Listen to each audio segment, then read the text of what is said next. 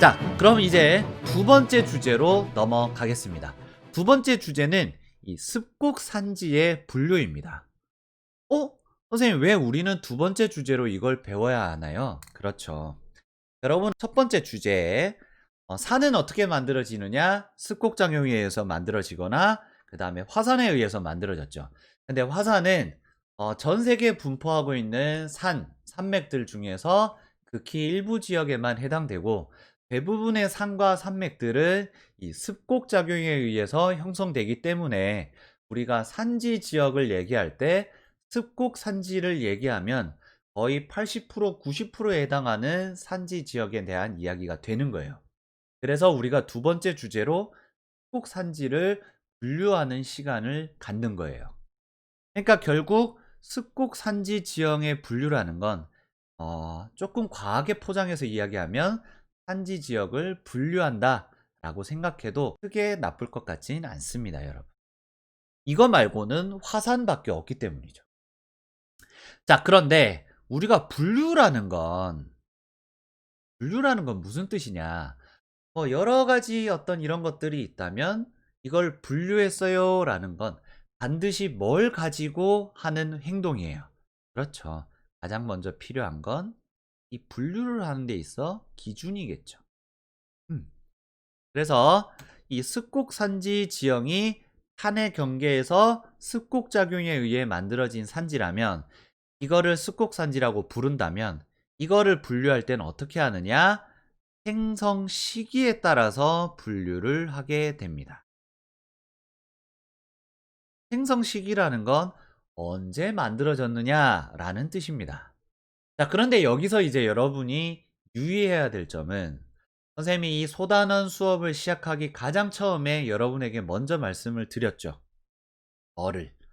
이 지형단원에서의 시간은 아주 오래, 몇만 년, 몇 천만 년, 몇 억 년 전부터의 이야기를 하고 있다고.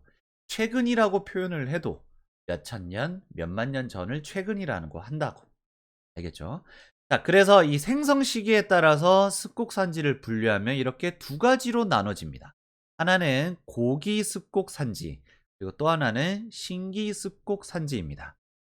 6글자씩이지만 글자의 차이는 한 글자만 다릅니다. 하나는 고, 그리고 하나는 신. 여러분이 조금 상식이 죄송합니다. 상식이라고 말하기보다는 조금 이제 지구과학 시간이나 과학 시간에 조금 배운 거를 오래 기억하고 있는 친구라면 이 고는 뭐겠어? 고생대를 이야기하고 신은 신생대를 얘기합니다. 여러분, 고생대와 신생대 중에 뭐가 더 오래전인지는 굳이 알 필요 없습니다. 글자를 보면 그냥 있잖아요. 고, 오래된 거잖아요. 신, 새거, 그러니까 최근이겠죠. 그래서 고기 습곡 산지는 상당히 오래전에 만들어졌고, 신기 습곡 산지는 비교적 최근에 만들어졌다. 하지만 실질적으로 여러분 이것도 상당히 오래전에 만들어진 거긴 합니다. 하지만 고기 습곡 산지에 비해서는 최근이라는 것 뿐이죠. 알겠죠, 여러분? 어쨌건 둘 다 아주 오래전에 만들어졌지만 고기 습곡 산지는 고생대, 신기 습곡 산지는 신생대 이후에 만들어진 산지들이다. 어떤 산지? 습곡 작용에 의해 만들어진 산지들이다 라고 생각하시면 됩니다.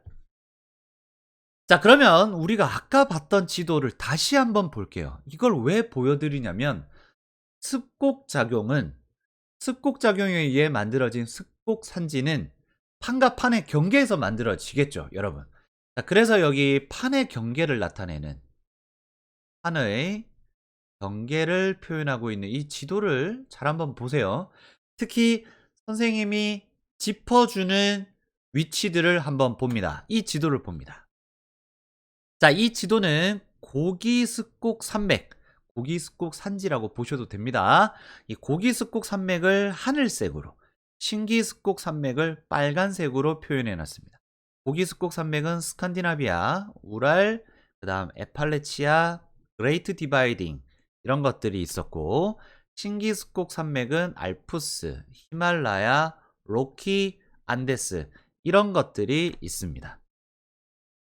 자, 얘네의 공통점을 이 왼편의 지도에서 한번 보고 생각해 보세요, 여러분. 한 10초 정도의 시간을 드리겠습니다.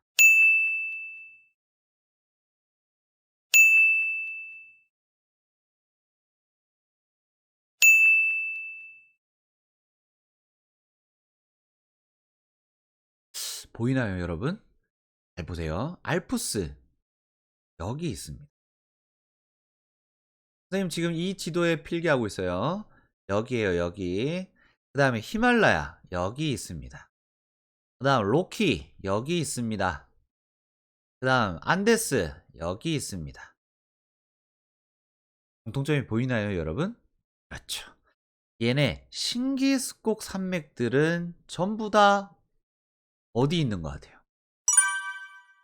한해 경계에 있죠. 근데 고기습곡 산맥에 해당되는 스칸디나비아, 우랄, 에팔레치아, 그레이트 디바이딩. 스칸디나비아 여기 있고요. 우랄 산맥 여기 있고요. 그 다음에 에팔레치아 여기 있고요.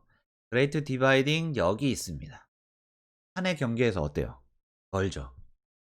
이게 고기습곡 산지와 신기습곡 산지의 가장 뚜렷한 차이입니다. 근데 여기서 수업을 열심히 듣고 있는 친구라면 의문점이 생겨야겠죠. 어떤 의문점? 선생님, 아까 습곡 산지는 습곡작용에 의해서 만들어지는 산들이니까 어디에서 만들어진다고? 판의 경계에서 만들어진다고 하셨잖아요. 근데 신기습곡 산지는 판의 경계에 있는데 고기습곡 산지는 판의 경계에서 멀어요? 그럼 이게 무슨 선생님 말 설명한 거랑 앞뒤가 안 맞잖아요. 아, 맞습니다, 여러분. 근데 이 부분까지 여러분이 알려고 하면 조금 어려워요. 선생님도 뭐 이런 수업을 준비하면서 그리고 대학교 때 뭐 이런 내용들을 배웠겠지만 이 부분은 조금 복잡해요. 그렇다고 해서 여러분에게 그냥 외워라 라고 말하긴 좀 그런데 굳이 얘기를 한다면 아주 오래전에 고기습곡 산지는 아주 오래전에 만들어졌잖아요. 그때는 지금과 같은 형태의 어떤 이 판의 모습이 아니었다는 거죠.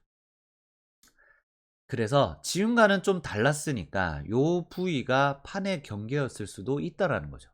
혹은 판의 경계에 가까웠거나.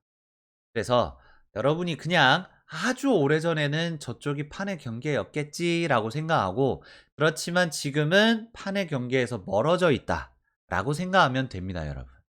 알겠죠? 중학교 단계에서 설명하기 어려운 것들도 있네요, 여러분. 자, 그럼 이 부분들을 가지고 이제 고기습곡 산지와 신기습곡 산지 각각의 이 특징들을 한번 살펴볼 거예요.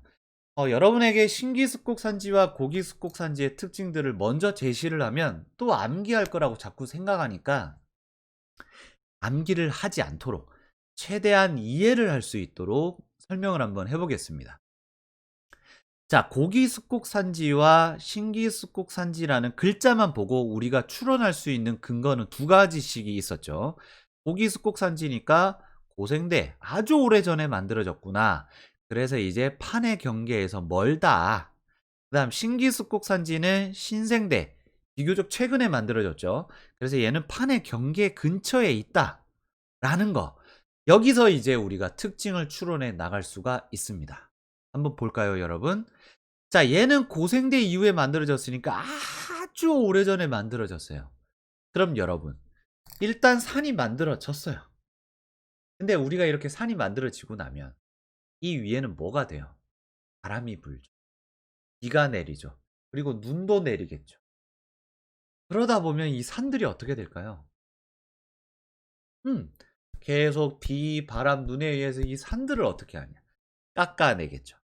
그러면 엄청난 시간, 엄청난 세월이 지나면 이 산도 어떻게 될까요? 점점.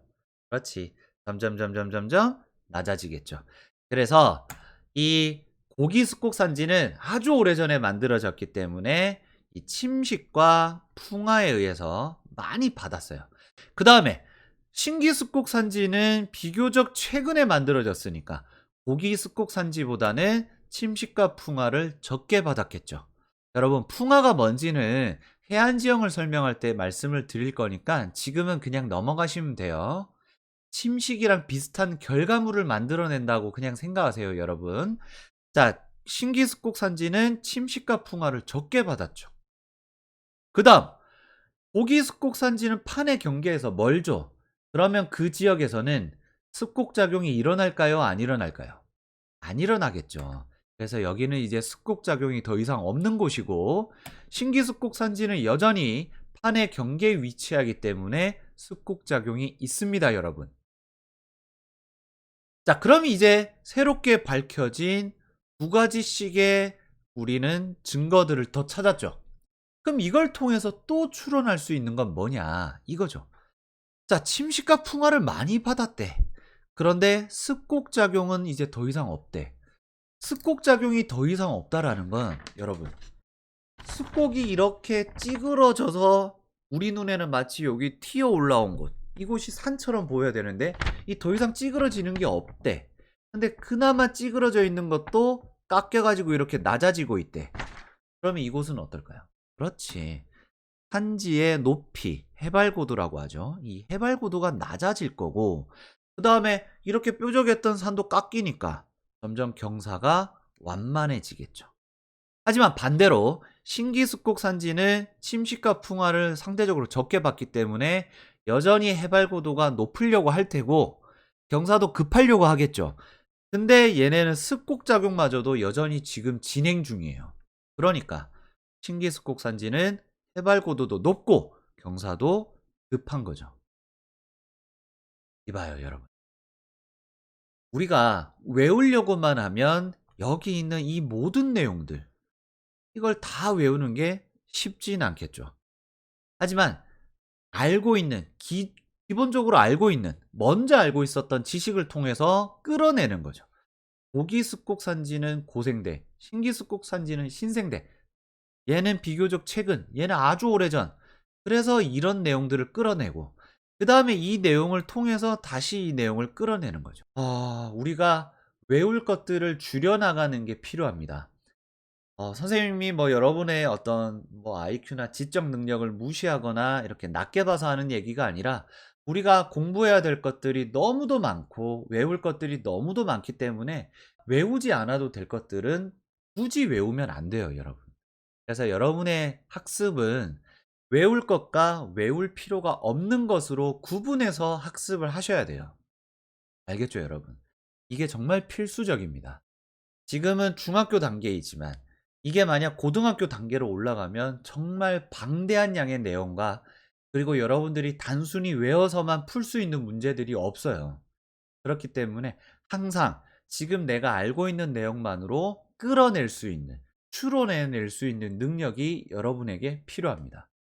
선생님 말을 꼭 귀담아 들어주셨으면 좋겠습니다. 알겠죠, 여러분? 자, 근데 여기서 하나만 더 추론을 해볼게요, 여러분. 자, 신기습곡 산지에서 하나 더 추론할 수 있잖아요. 뭘 보고 추론할 수 있냐면, 얘는 여전히 습곡작용이 있어. 왜? 판의 경계에 있기 때문이죠. 여러분, 선생님이 여러분에게 이 판과 판의 경계에서 습곡작용이 일어나는데 습곡작용만 일어난다라고 하지 않았죠. 팁이라고 하면서 하나 더 얘기를 했죠.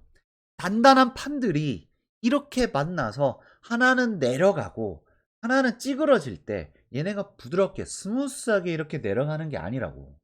얘를 긁고 흔들고 쪼개고 부시고 하면서 내려갈 거라고.